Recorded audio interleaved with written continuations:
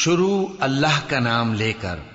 جو بڑا مہربان نہایت رحم والا ہے۔ سورج کی قسم اور اس کی دھوپ کی، اور چاند کی جب وہ اس کے پیچھے چلے، اور دن کی جب وہ اسے روشن کر دے، اور رات کی جب وہ اسے چھپا لے، اور آسمان کی اور اس ذات کی جس نے اسے بنایا، اور زمین کی اور اس ذات کی جس نے اسے پھیلایا،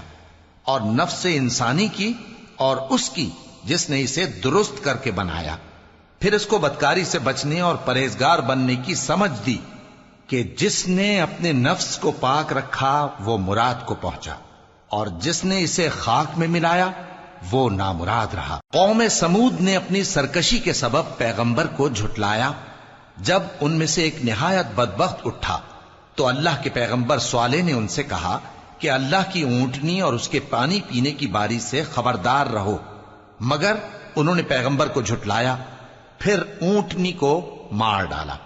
تو ان کے رب نے ان کے گناہ کے سبب ان کو نیست و نابود کر دیا، پھر سب کو برابر کر دیا، اور اللہ کو ان کے بدلہ لینے کا کچھ بھی ڈر نہیں۔